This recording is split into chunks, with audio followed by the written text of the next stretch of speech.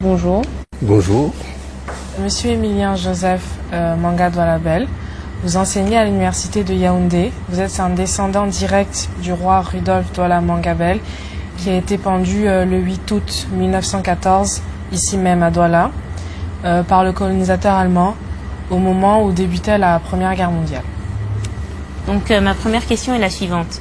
Le Cameroun a été annexé par les Allemands en 1884. Jusqu'où s'étendaient précisément les territoires que possédaient les Douala jusqu'à cette date? Bien.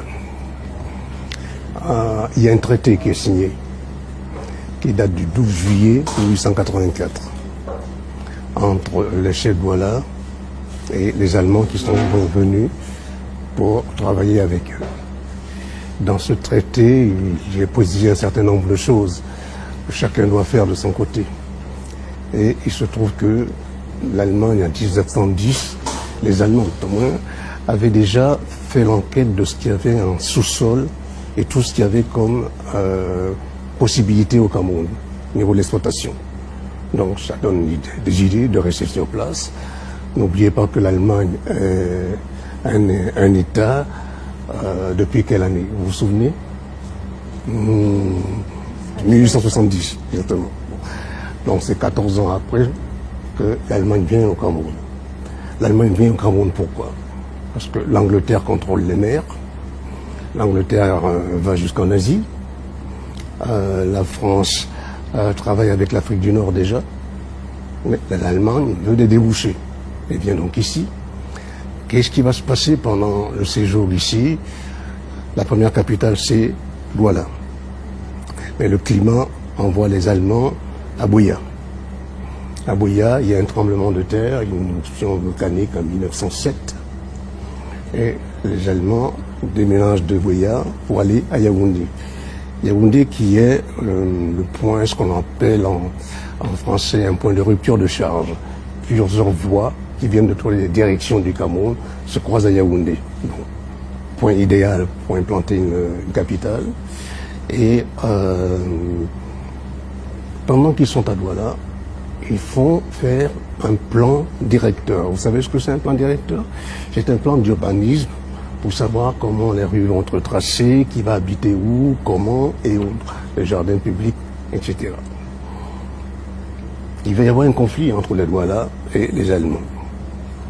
Le conflit, c'est quoi? Dans le plan directeur qui est fait par un urbaniste allemand qui s'appelle Schubert, l'Allemagne fait une ville blanche, tout ce qui est au bord de l'eau, et entre la ville blanche et les villes noires, ils mettent un espace libre de 1 km de large. Cet espace est encore matérialisé aujourd'hui par les cimetières qui sont à Douala, John ici, le cimetière d'Aqua, le cimetière de Daïdo. Voilà. Alors, ensuite, les natifs sont rejetés derrière cet espace-là. Tout le monde n'est pas d'accord. Tous les Allemands ne sont pas d'accord de faire ce qui se passe. Le premier évêque au Cameroun, qui réside à Yaoundé, Monseigneur Heinrich Viter, vous faites l'allemand? Viter, ce qui est avec un V, c'est ça, hein, V-I-E-T-E-R. Vient à Douala pour dire à ses compatriotes, non, ce que vous faites n'est pas correct. L'article 3 de notre contrat avec les Douala dit ceci: nos terres demeureront les nôtres, ainsi que ceux de nos petits-enfants. Vous ne pouvez pas y toucher. Alors, eux répondent, ben non, c'est pas qu'on veut y toucher, mais ces gens qui viennent avec des moustiques. Alors, Viter leur dit, mais vous avez des domestiques qui sont noirs, eux n'ont pas de moustiques. Bon, ça c'est l'anecdote, ça. Mais toujours est-il que les Douala ne sont pas d'accord du tout. Et parmi eux, un des chefs Douala a fait ses études en Angleterre, le père de Douala Manga Ndoumbe.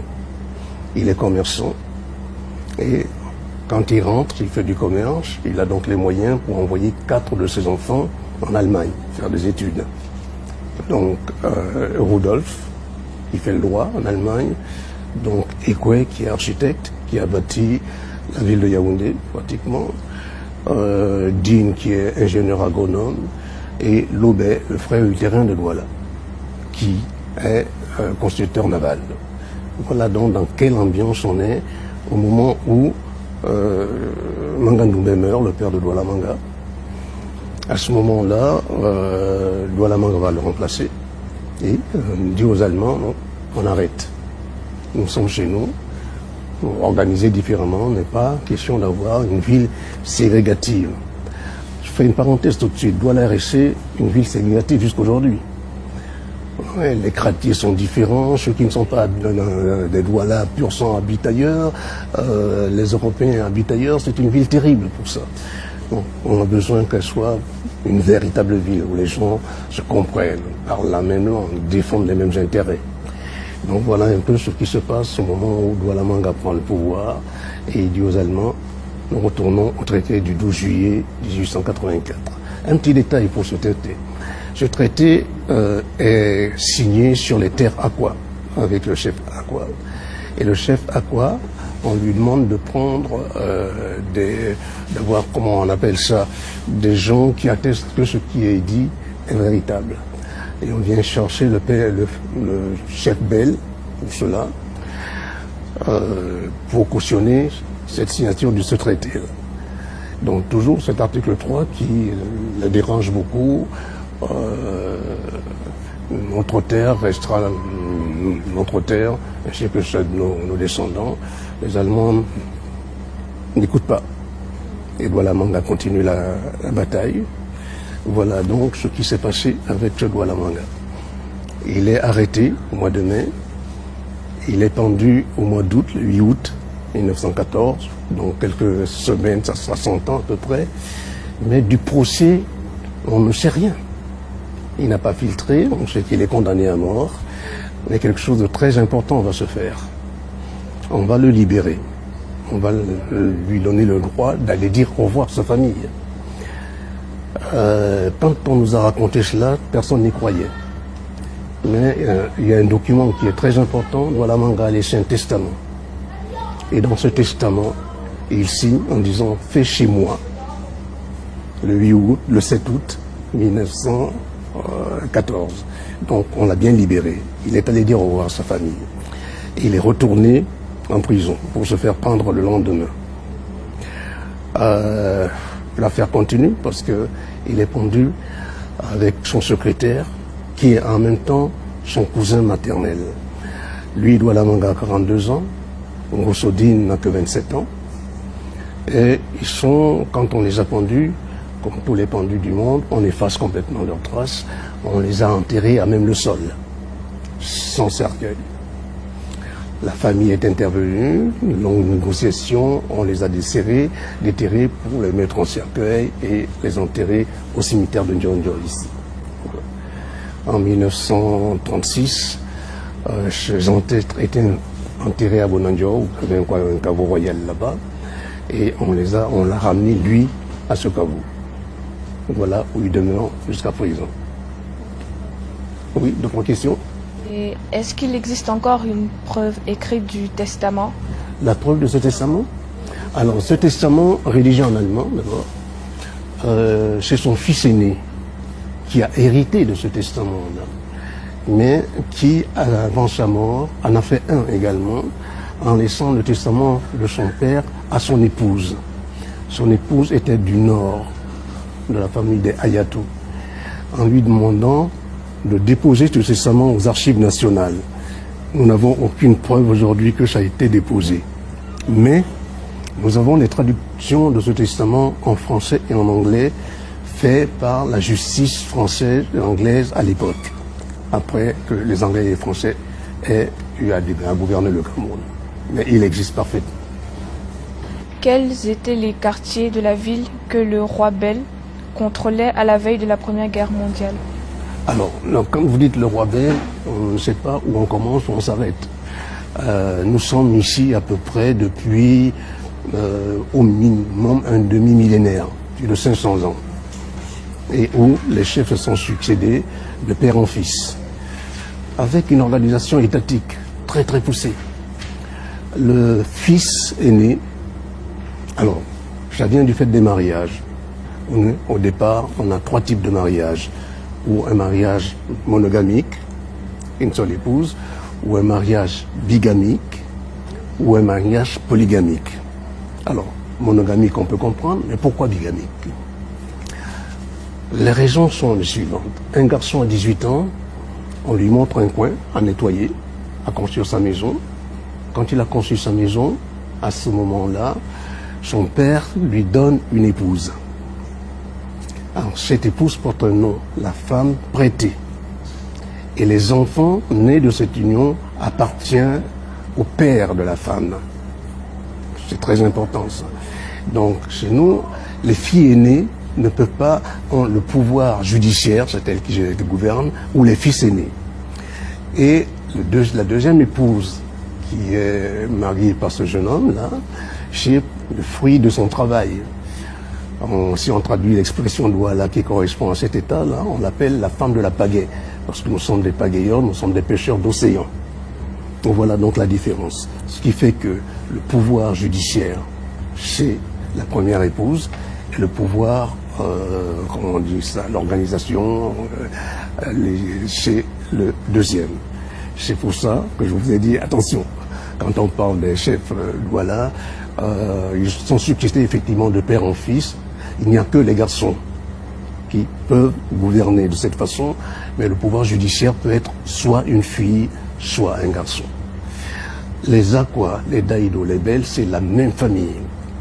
Ils ont le même ancêtre. Mais à un certain niveau, à la 6e génération, après qu'ils soient arrivés ici, ils ont eu des problèmes de terrain. Ils habitaient tous au quartier à Jos ici. Et le terrain est venu à manquer parce qu'ils n'avaient pas idée de construire à étage. Tout le monde construisait à rez-de-chaussée uniquement. Et des conflits ont commencé. Et le chef d'alors est allé voir ses parents maternels, qui étaient Bassa, en leur demandant « Donnez-nous encore de la terre ». Et les parents ont accepté. Ils ont donné de la terre depuis Bonangang. Vous connaissez un peu Douala? Donc Bonangang, c'est au nord de Douala. Jusqu'à Bonapriso ici, c'est-à-dire 10 fois ce qu'il avait. Avec cependant des restrictions. Vous allez changer de nom. Vous ne vous appelez plus Douala, mais vous vous appelez Masusu Manyambe. Masusu Manyambe veut dire le foyer de Dieu. Un foyer, c'est où on fait cuire à manger, avec 3 pierres sur lesquelles on pose la marmite. Donc il y avait une pierre Bassa, une pierre Bakoko et une pierre Bouili. Les Douala sont les Bouili. Voilà un peu l'organisation générale. Et dans leur généalogie très en haut, ils sont des cousins un peu avant d'arriver ici. Quand ils étaient au Kanem-Bornouk, déjà c'est la même famille. Et ça on le sait parfaitement. Bon, c'est une famille gigantesque. Gigantesque. Notre branche Bassa notamment couvre pratiquement de l'Afrique de l'Est en Guinée équatoriale, avec la même langue s'il vous plaît. C'est très important. Vous aviez un Guinéen qui jouait à l'équipe du football du Cameroun, qui s'appelait Ouya. Ouya parlait Bassa, avec les Bassa d'ici, la même langue, rigoureusement. Donc c'est une seule et même communauté. Vous lisez dans des tas d'ouvrages qu'on nous appelle des Bantous. Vous avez entendu ce mot déjà? Qu'est-ce que ça veut dire, selon vous? Sawa. Non, c'est pas les Sawa. Bantous, en fait, on devrait dire Bantou, les besogneux, les gens durs au travail. Voilà un peu. Et les enfants sont élevés dans ce sens-là, d'être des travailleurs acharnés, parce que nous sommes des pêcheurs d'océan. En océan, il faut faire attention. Il y a de grandes vagues, il y a ci, il y a ça. Voilà.